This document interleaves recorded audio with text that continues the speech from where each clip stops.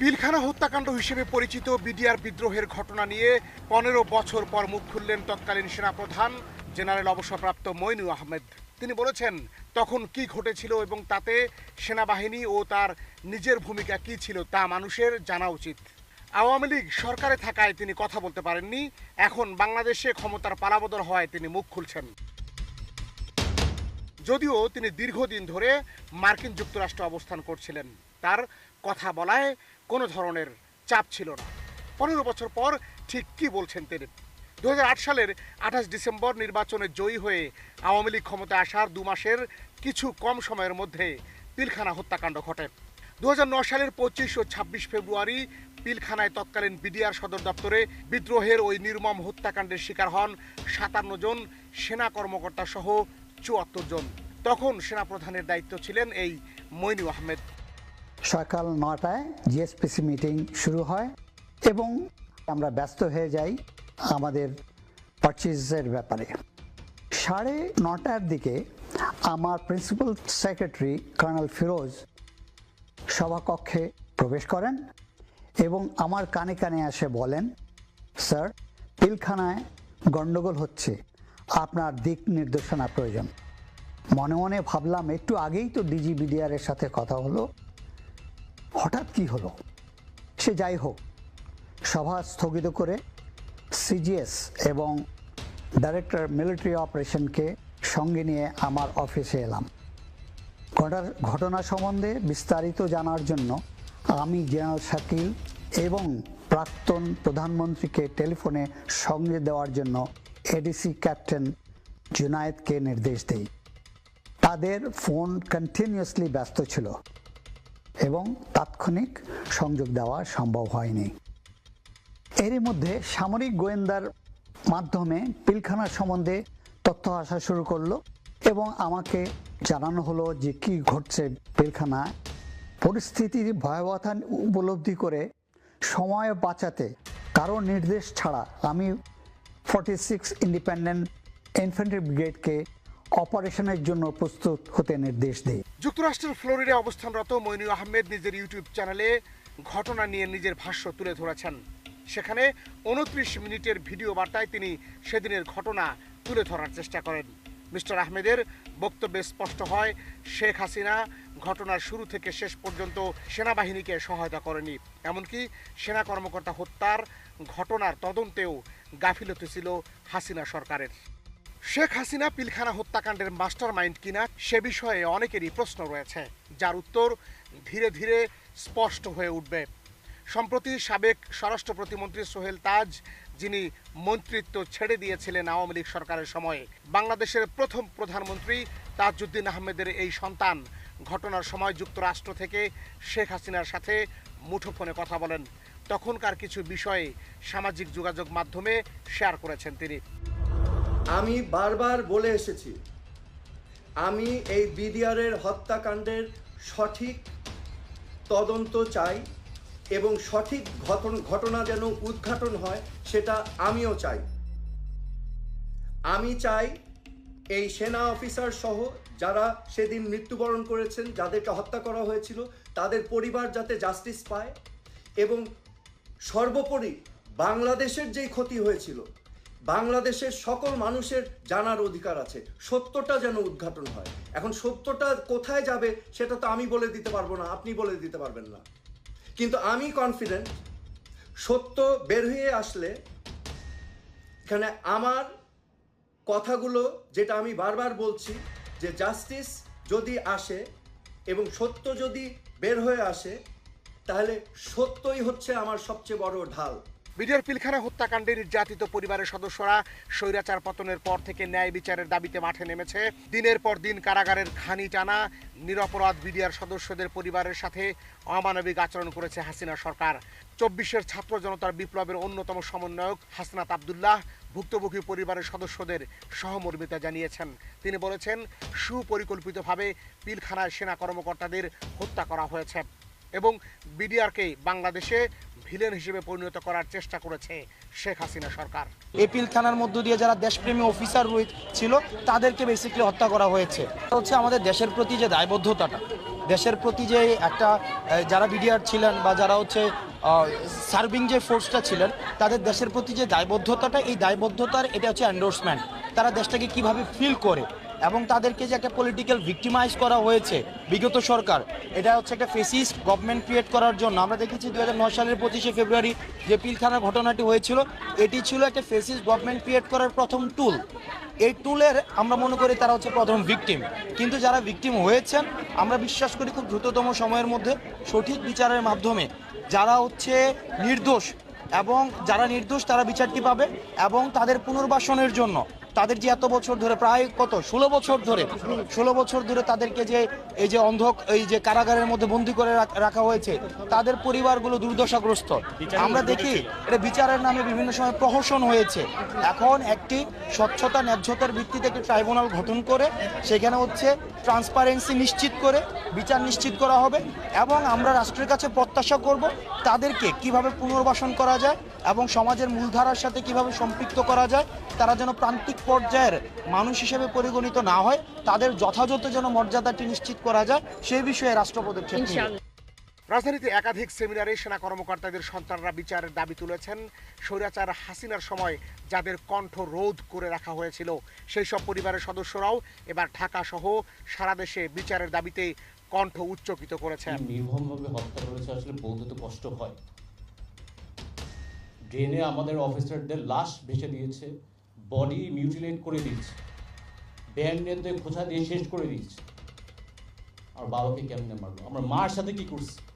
আসলে আমি সরাসরি বলে দিই, পৃথিবীর ইতিহাসে আমার মনে হয় না কোনো ইভেন্ট হয়েছে যেখানে একটা সিটিং প্রধানমন্ত্রী একটা বিদেশি রাষ্ট্রের সাথে ষড়যন্ত্র করে বাংলাদেশের রাজধানীর বুকে 57 সেনা অফিসার হত্যা করে। এই কারণে আমরা শহীদ সেনা দিবস দাবি করছি। একটা সিটিজেন অফ বাংলাদেশ হিসেবে বলতে চাই যে কোনো সিটিজেনের এগেনস্টে যখন এরকম কিছু হয় যেটা বিডিআর এর 2009-এ হয়েছে, আমাদের সবার দাঁড়ানো উচিত। আমার গায়ে গুলি লাগছে না মানে এই না যে আমি দাঁড়াবো না। সো অন্যের পার্সপেক্টিভ থেকে দেখে প্রথম জিনিস, আমি এখানে হাইড অ্যান্ড সিকও করবো না, আমি পলিটিক্যালিও আই উইল বি ভেরি র। হায়াত মত একদমই আল্লাহর হাতে। দেখেছি 11 বছর 15 বছর দেখেছি যে হায়াত মত আসলে আমাদের হাতে না। আমরা ভাবি ভয় পাই, কিন্তু আসলে আমাদের হাতে না। এটা কোনো বিদ্রোহ ছিল না, এটা খুব পরিষ্কারভাবে এখন বোঝা যাচ্ছে, সবাই বুঝতে পারছে। কিন্তু বারংবার এটা লেখার ফলে, বারংবার এটা বলার ফলে এই হত্যাকাণ্ড শব্দটা কিন্তু হারিয়ে যাচ্ছে। হ্যাঁ, আমি যখন কথা বলি আমি কিন্তু কখনো কাউকে বলি না যে আমার বাবা মারা গেছেন, আমার বাবা he has passed away, he is dead, he is deceased. No, he was killed, he was assassinated. Let this be on record. প্রিয় দর্শক, ছোট্ট একটি বিরতির পর বিডিআর হত্যাকাণ্ডের মূল ঘটনা কি ছিল তা নিয়ে আপনাদের স্পষ্ট ধারণা দিতে চাই।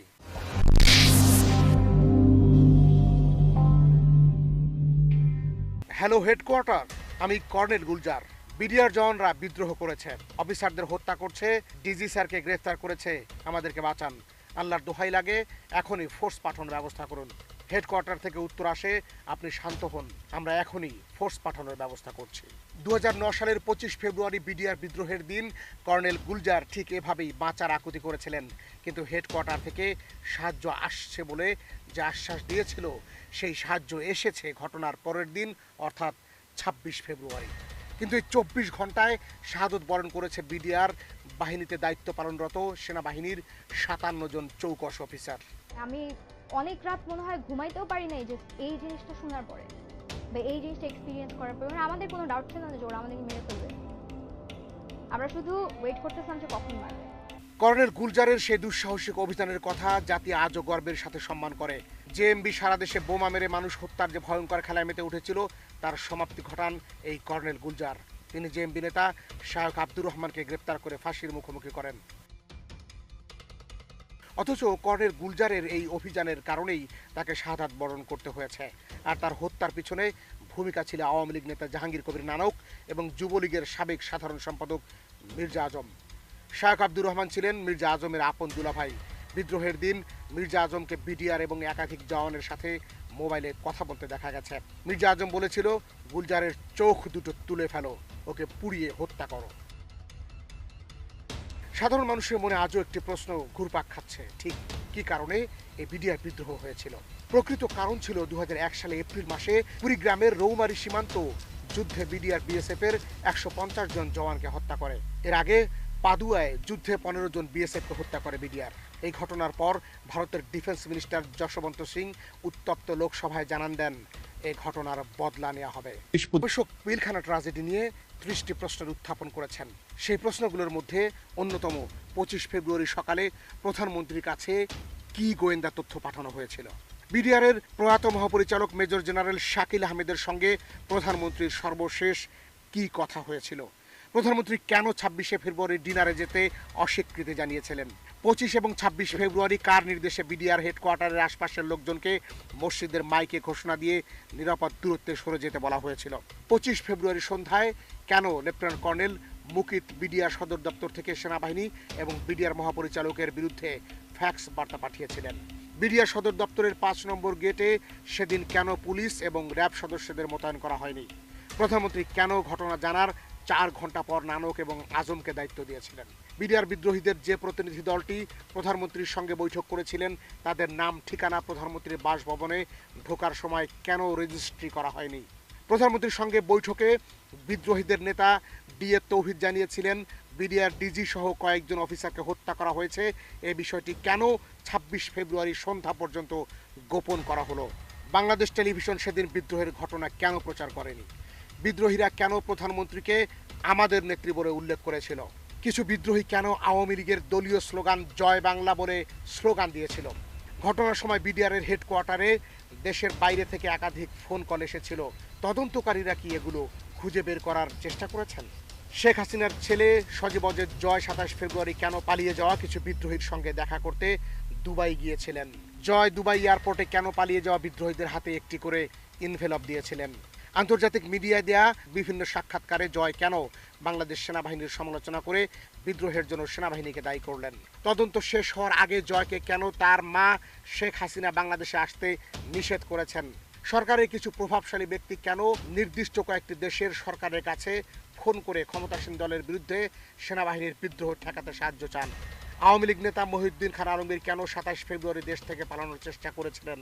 মন্ত্রী ফারুক খান কেন বললেন আইন শৃঙ্খলা রক্ষাকারী এবং ডিসিপ্লিন ফোর্সের মধ্যে জঙ্গিদের অনুপ্রবেশ ঘটেছে? সরকার কেন পুলিশের আইজিপিকে তদন্ত প্রক্রিয়া থেকে দূরে সরিয়ে রাখার চেষ্টা করছে? কারণ ছাড়াই কেন নবনিযুক্ত ঢাকার পুলিশ কমিশনার ইংরেজি মাধ্যমের স্কুলে জঙ্গি হামলার আশঙ্কা প্রকাশ করেছিলেন? শেখ হাসিনা বিডিআর সদর দপ্তরের সেনা কর্মকর্তা ও তাদের পরিবারের সদস্যদের উদ্ধারে সেনাবাহিনীকে অভিযান চালাতে দেননি কেন? তথ্য সংগ্রহের নামে সিআইডি দল বিডিআর সদর দপ্তর থেকে কি সরিয়েছে? বিডিআর সদর দপ্তরে পাহারারত পুলিশ সদস্যরা 30 ঘন্টার বেশি সময় ধরে কি ধরনের তথ্য প্রমাণাদি সেখান থেকে সরিয়েছে? 26 মার্চ আত্মসমর্পণের পর রাতের অন্ধকারে স্বরাষ্ট্রমন্ত্রী সহ ক্ষমতাসীন দলের অন্যান্য নেতা কেন বিডিআর সদর দপ্তরে গিয়েছিলেন? ঘটনার পর থেকে সাবেক ছাত্রনেতা লিয়াকত শিকদার কেন লুকিয়েছিলেন? আওয়ামী লীগ এবং নেতারা কেন হত্যাকারী এবং তাদের সহযোগীদের বিচার সামরিক আদালতের পরিবর্তে বেসামরিক আদালতের দাবি করেছেন? আওয়ামীপন্থী একদল সাংবাদিক কেন অব্যাহতভাবে সেনাবাহিনীর বিরুদ্ধে প্রচারণা চালাচ্ছেন এবং বেসামরিক আদালতের বিচার দাবি করেছিলেন? ভারতীয় গণমাধ্যমে যে ধরনের বক্তব্য এসেছিল ক্ষমতাসীন দলের কণ্ঠে কেন সেই একই ধরনের বক্তব্য? এসব প্রশ্নের উত্তর স্বৈরাচার হাসিনার আমলে মেলেনি, তাই এখনই মেলানোর সময়। দর্শক, আরও একটি বিরতিতে যাচ্ছি, সঙ্গেই থাকুন।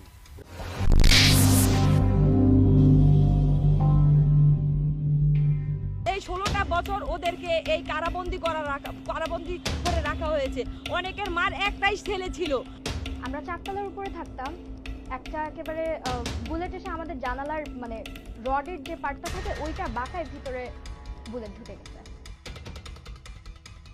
রাজনীতিবিদদের বিরুদ্ধে বহুল প্রচারিত দুর্নীতি দমন আন্দোলন দ্বারা এর পথ সুগম করা হয়েছিল, তবে এর কোনোটি অর্জনেই তিনি সফল হতে পারেননি। এরই মধ্যে তত্ত্বাবধায়ক সরকারের আয়ুষ্কাল 2008-এর অধিক প্রলম্বিত করা নিয়ে নানা মহলে ক্ষোভের বিস্তৃতির ঝুঁকিবহুল হয়ে উঠেছিল।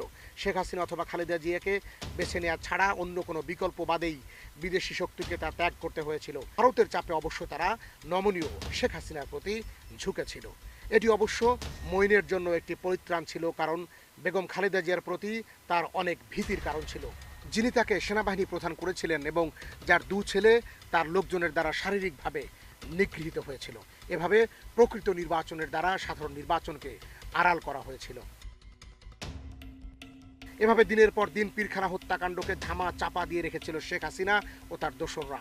সেই সময় যারা প্রত্যক্ষভাবে ঘটনার সাক্ষী ছিলেন তারা অনেকেই আজ কথা বলছেন গণমাধ্যমে। এই হত্যাকাণ্ডের সাথে সরাসরি একটি প্রতিবেশী দেশ ইন্ডিয়া, একটি রাজনৈতিক দল আওয়ামী লীগ এবং মাস্টারমাইন্ড হলেন শেখ হাসিনা। অনেকেই ছিলেন সেই তদন্ত আদালতে, কেউ তারা মুখ খুলেননি, কখনো খুলেননি। বিপ্লবের প্রতি বিপ্লব হয়। যাদেরকে চাকরি থেকে অব্যাহতি দেওয়া হয়েছিল তাদেরকে, যাদের বয়স আছে তাদেরকে পুনরায় চাকরিতে নেওয়া হোক, তাদেরকে ক্ষতিপূরণ দেওয়া হোক। আমি চাই সঠিক তদন্ত হোক, দোষী ব্যক্তিদেরকে দৃষ্টান্তমূলক শাস্তি দেওয়া হোক।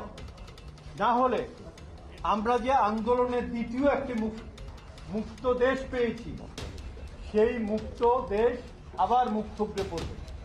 মনে রাখবেন, শত্রু চারিদিকে বিরাজমান, এক এক দিন এক এক ভেসে আসবে। আপনারা দেখতে পাচ্ছেন, কোনোদিন রিক্সাওয়ালার ভেসে, কোনোদিন ডাক্তারের ভেসে, কোনোদিন গার্মেন্টস কর্মীর ভেসে আসতেছে। সবশেষ স্বরাষ্ট্র উপদেষ্টা লেফটেন্যান্ট জেনারেল অবসরপ্রাপ্ত জাহাঙ্গীর আলম চৌধুরী জানিয়েছেন, পিলখানা হত্যাকাণ্ডের পুনঃ তদন্ত শিগগিরই শুরু হবে। সঠিকভাবে এই হত্যাকাণ্ডে পূর্ণ তদন্ত ও ন্যায় বিচার প্রক্রিয়া শীঘ্রই শুরু করা হবে। পিলখানা হত্যাকাণ্ডের বিচারের মধ্য দিয়ে কেবলমাত্র ভুক্তভোগী পরিবারই নয়, দেশের 17 কোটি মানুষের কাছে স্পষ্ট হয়ে উঠবে একজন স্বৈরাচারী শাসনের নেপথ্যের অজানা ইতিহাস। দর্শক, আপনাদের কাছে কোনো অপরাধের তথ্য প্রমাণ থাকলে আমাদেরকে জানান, আর অপেক্ষায় থাকুন। অপরাধীকে বিচার আর বিবেকের মাঝখানে ঝুলিয়ে দিতে ভিন্ন কোনো অপরাধ নিয়ে হাজির হবে ক্রাইম ইনভেস্টিগেশন টিম। আল্লাহ হাফেজ।